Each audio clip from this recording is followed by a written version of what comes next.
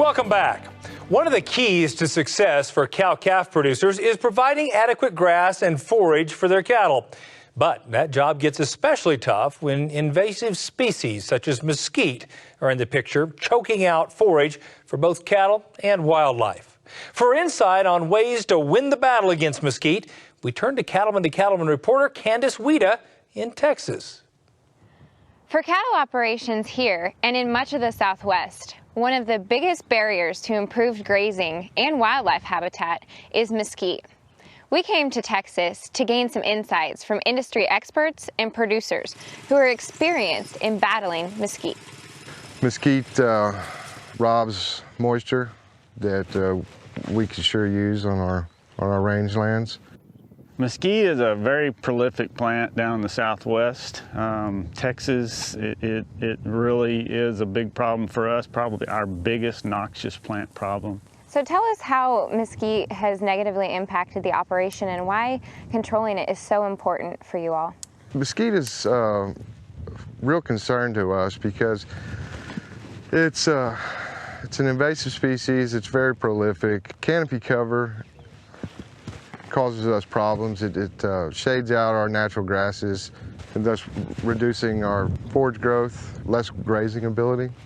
The problem is that it comes in and basically makes a monoculture. Shades out a lot of our native grasses. Not only causes a monoculture from a brush standpoint, but also from a forage diversity standpoint. Only certain types of plants can actually grow under a mesquite canopy. And so you can actually change a pasture quite dramatically just in the diversity of the forage plants with a mesquite canopy coverage. Why is mesquite so difficult to control? Mesquite is very hard to control, mainly because it's such a prolific resprouter from the crown of that plant, the base of that plant. We can actually go in and top kill mesquite by cutting it off, mowing it, shredding it, fire or anything else, and not kill that plant. It will resprout from the base, so that the target when we're talking about killing mesquite is actually killing what's below ground and not what's above ground. Okay. So that's one of the reasons it's very difficult to control. With mesquite, management program was developed out of necessity. We were losing so many acreage to mesquite. Our hand was forced. We had to come up with something. Sandero was our best avenue. Tell us about your experience with Sandero here on the operation.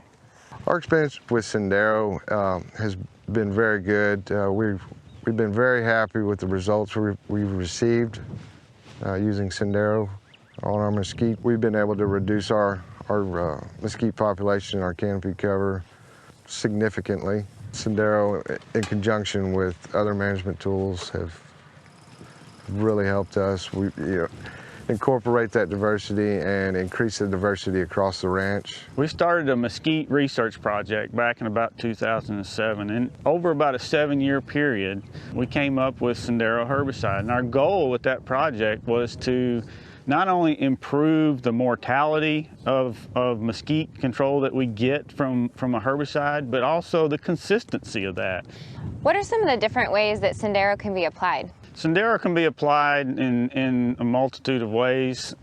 Mainly, we put it out with an airplane as an aerial application in a low volume type situation.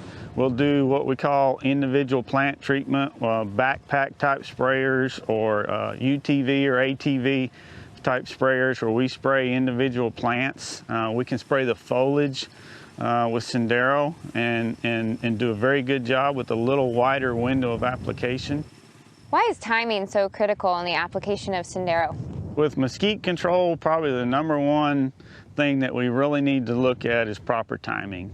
And there's several factors that we want to look at. We want to look at the time of year that we actually start spraying.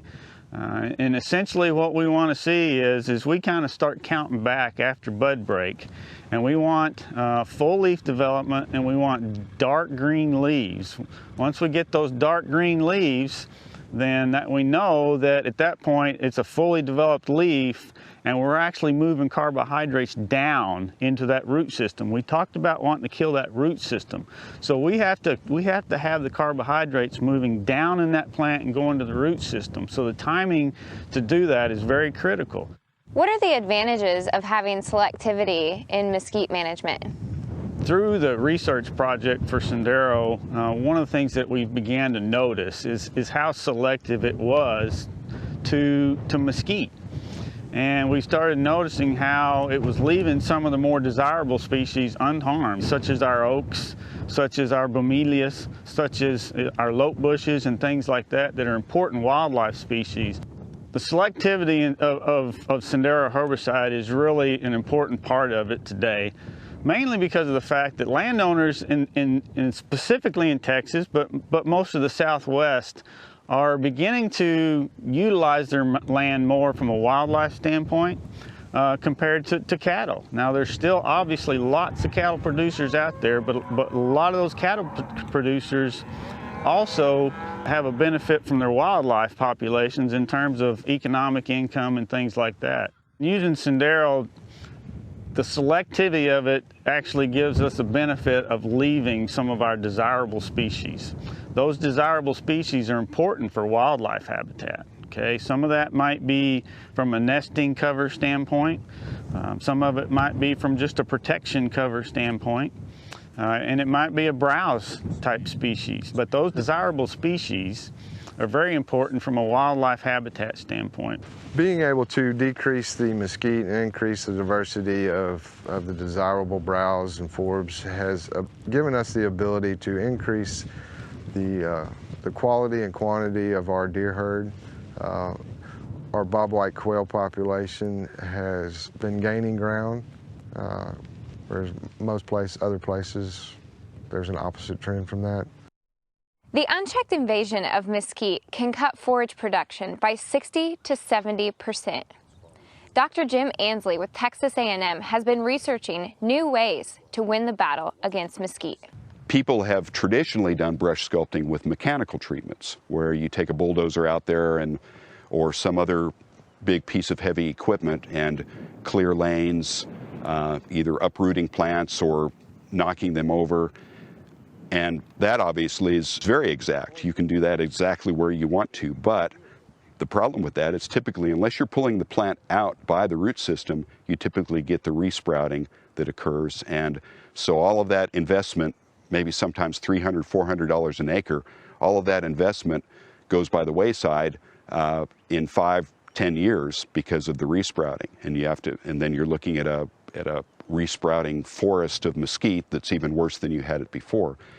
Sandero can do that for a much cheaper cost, and the other nice thing about it is that you've root killed most of those mesquite in there, and so they're not going to resprout, and so the longevity of keeping that area open is much, much longer, 30, 40 years.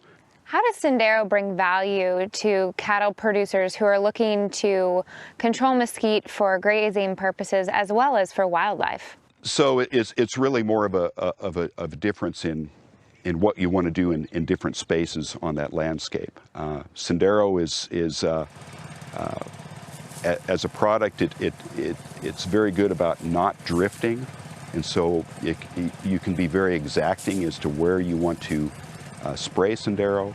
So if you want to have a 30-acre area of open land that is currently infested by mesquite, but you would like to convert that more to an open grassland, or maybe a grassland that has some of the better shrubs in it for forage value, Sandero can be used for that. But you may want an area right next to that you still want to keep as a dense patch of mesquite or some other brush species for wildlife habitat. So the nice thing about a product like Sandero is that it allows you to do that. You can do that brush sculpting in a very exact manner. So if a producer is looking to restore their pasture for the purpose of grazing as well as wildlife, where should they start? The first place to start would be to really try to get a good inventory of how that brush is distributed on that area. You usually have quite a bit of variation in that brush density. And what I would recommend is that typically in the areas that have the most dense mesquite, that's where you're going to have the least grass production and probably the most deterioration of your grass community.